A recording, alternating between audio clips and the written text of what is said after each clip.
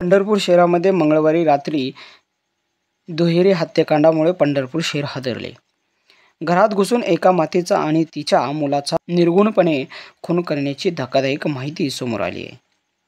या संदर्भात पंढरपूरमधील काही न्यूज चॅनल पोर्टलमध्ये काही प्रकाशित बातम्या झाल्या आहेत. त्याच आधारे पंढरपूर कुंभार गल्लीत आज मंगळवारी रात्री 9:30च्या सुमारास आई आणि मुलाची निर्गुण हत्या करण्यात आल्याची माहिती समोर आली आहे.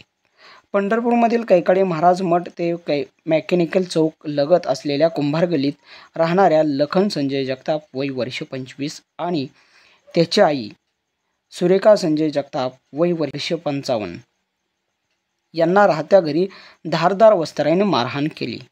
त्यामुळे लखनच्या पाठीवर आणि डोक्यावर वार झाले आहेत, तर सुरेखा जगताप यांच्याही देखील डोक्यावर व मानेवर वार झाले आहेत. लखन आणि सुरेखा जगताप यांची हत्या नक्की कोणी केली व कोणत्या कारणावरून केली हे अद्याप स्पष्ट नाही.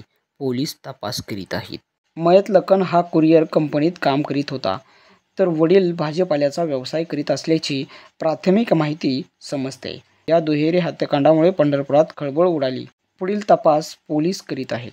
अशा अनेक वृत्तपत्राच्या आधारे आपण देखील BR सबसे तेज न्यूज चॅनलमध्ये बातमी प्रकाशित करीत आहोत.